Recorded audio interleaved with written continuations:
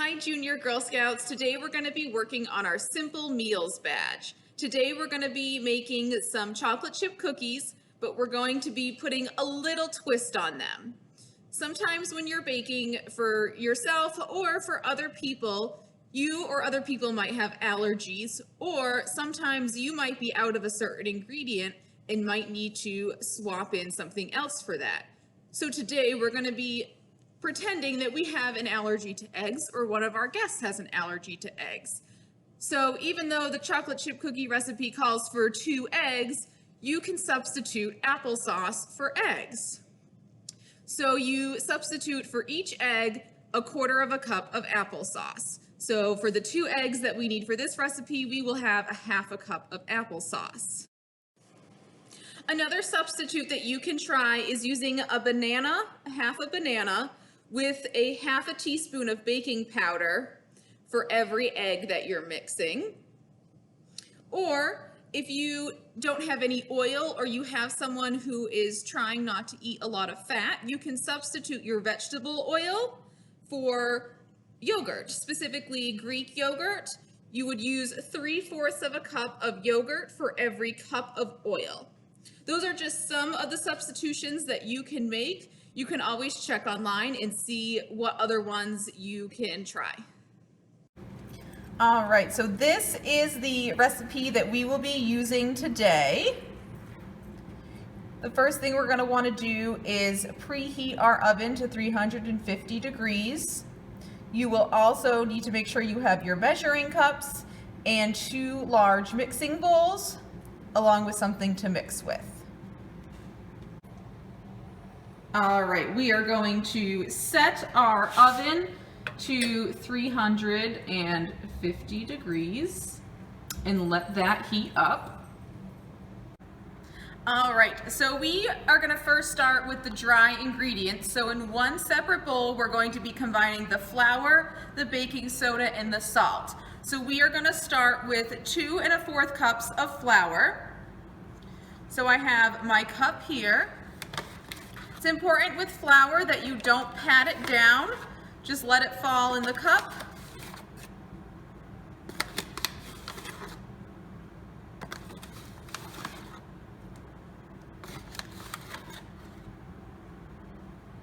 And then just scrape off the top and then dump in.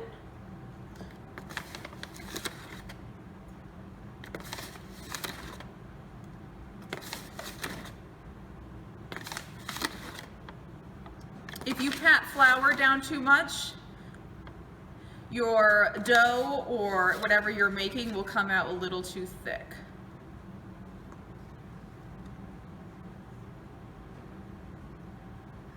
All right, and then right inside here, there's the 1/4 cup mark that I'll fill to.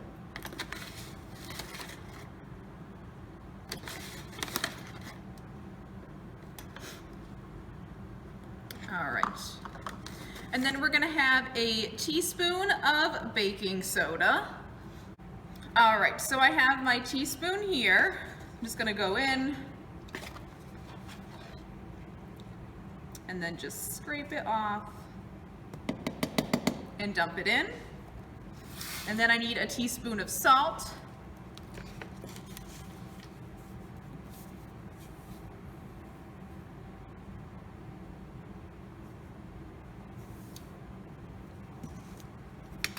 All right, and then we are just going to mix this up. All right, so now we're going to start with the ingredients for our other bowl, which is the wet ingredients and the sugar. So the first thing we need is a cup of butter, which is 2 sticks of butter, and these are going to need to be salted. So I'm going to put these in the microwave first.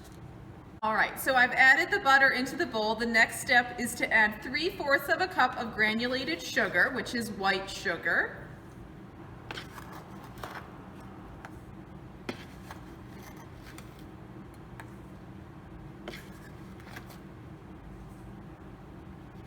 When you're baking, it's important to get an exact measurement. So the best way to do that is to get at eye level with it on a flat surface. So now I can see that this is actually a little bit too much sugar, so I'm going to dump some out. And check again. All right, now we have 3/4 of the sugar. So the next step is to add 3/4 of a cup of packed brown sugar. So unlike flour, which you want to keep nice and loose, brown sugar you really need to pack down. I don't have a 3/4 of a cup measuring cup, so just some simple math. You have a 1/2 cup and 1/4 of a cup. That will be 3/4 of a cup. So I'm going to go ahead and pour this in and pack it down.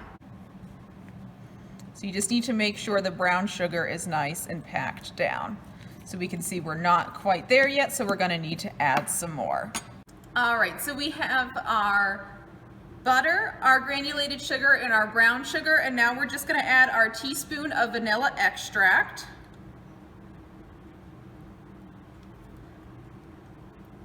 And now we're going to mix this up. So I have mixed up the sugar and butter mixture. I am now going to add, you can either be adding your eggs or I'm going to be adding the applesauce. Again, I'm using a 1/2 cup of applesauce for the 2 eggs as a substitute. I'm using unsweetened applesauce. If you only have sweetened applesauce, all you need to do is just take out a little bit of the sugar that you added in before, because there's also sugar in that applesauce.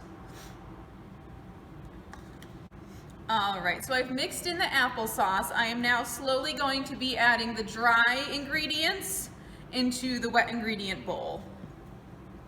You can use a mixer or you can use a spoon or anything that you have. This dough will start to get a little hard.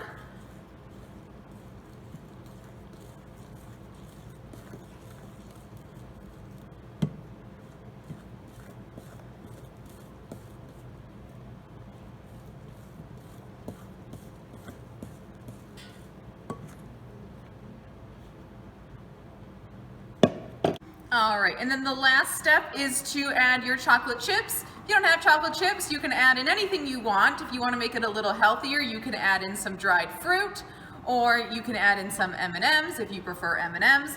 You're going to want about 2 cups. I have just under 2 cups of chocolate chips here, so I'm just going to go ahead, dump that in, and mix it up. All right, once you've added your chocolate chips in, you can either go ahead and make the cookies or you can refrigerate the dough, whichever you prefer. If you want to eat them right now or if you're saving them for later, recommend refrigerating the dough. We are now going to scoop our cookies onto our cookie sheet. So I have parchment paper on my cookie sheet, which I really like to use because it's really easy for cleanup. If you don't have parchment paper, you can always use some cooking spray, or if you have a non-stick pan that you can use, whatever the adult in your house recommends using for your cookie sheet. So I'm just going to grab just a spoonful and put a little dab right on the cookie sheet.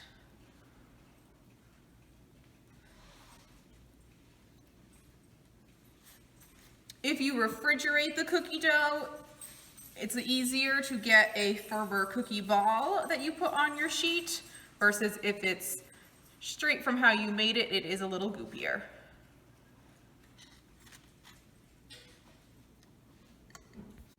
All right, so it's been about 9 or 10 minutes since I put the cookies in and they are now out.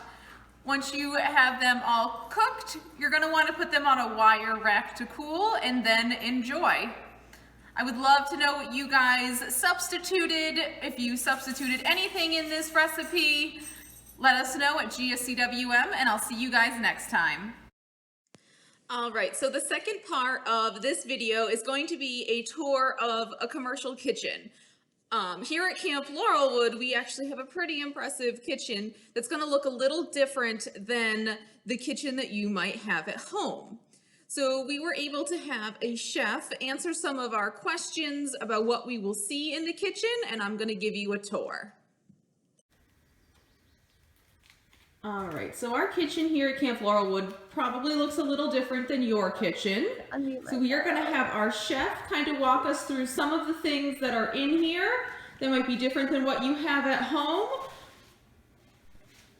You're officially recording. So, Morgan, tell us about yourself. Hi, I'm Morgan Kanash. I have been cooking professionally for 20 years. At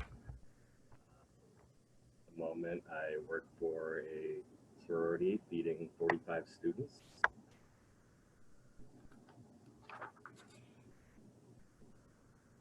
Tour a kitchen. So, what are some common cooking devices that we may not have at home or that are different than when we have at home that you use inside your kitchen? Well, I use immersion blenders, which are a handheld device similar to a blender, but for volume, more or less. It's a little more convenient, as well as a large mixing bowl, which has different attachments for breads, rolls, brownies, any kind of baked goods, to, sausage attachments where you can grind your own meats. And What about how do you wash dishes in a kitchen? well, we have a 3-bay sink. There is a wash, rinse, and sanitize station. Each one has a separate purpose. And what are those purposes? To initially wash, to soak and wash is the first bay. The second is to rinse any debris and to fully clean the plates, pots, whatever it may be. And the sanitizing station is to ensure that everything is sterile and clean for then to be dried and used. Great.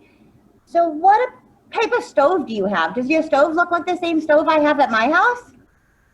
One of them, the range, is what we call what you would have as your normal oven at home. It has a regular conventional oven underneath, 2 actually, and 12 burners, as well as a flat top where you can cook pancakes, burgers, anything like that, and as well as a convection oven, which conducts heat more properly. It actually blows air around and makes cooking faster, more efficient. Yeah. Awesome.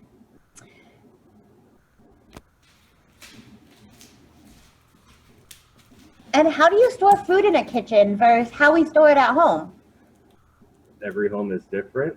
A lot of people at home are, not that they're not aware, but they're a little less cautious when it comes to storing food. For instance, I have to keep things at least, dry goods especially, at least 6 inches from the ground. That way when I'm mopping, it doesn't get contaminated with the floor, any kind of dirt, any things like that. We like to place meats, everything from chicken to beef to pork on the very bottom shelves, eggs and dairy on the second shelves, and then fresh produce and prepared items on the shelves above that. That way there is no way of contaminating the fresh ingredients that you'll be consuming. And do you have to label food? And how long do you get to keep food after you cook it? Depending on the food, we do label everything that is prepared or opened, obviously stored, sealed correctly. I personally give things about 7 to 9 days before I discard of them, depending on the ingredient. Whether it's a fresh produce, I'll go a little longer if it's physically okay. Meats, I tend to discard after a week, 7 days. Awesome, thanks. And what's different about cooking in a restaurant or a commercial kitchen than at home? One, volume. A lot, at home you cook for your family, whether it's 1, 2, 3 of you to 7 or 8, depending on the family. In a commercial kitchen, it's just bigger equipment, a little more danger when it comes to these, just the volume of, boiling water. We have things like a salamander, which is to melt cheeses, a commercial broiler. The commercial flat tops are not like your home electric ones. They're more efficient. They take more cleaning. You need to clean them more thoroughly. I mean, you should at home as well, but especially cooking for such a volume of people, you do not want to have a foodborne outbreak or illness. Awesome. And cooking in a commercial kitchen or a restaurant, you obviously have to be aware of different type of allergies. So how do you prepare for that? First off, you inform, I speak to, in this case where I'm working now, to the individual, what their allergies might be.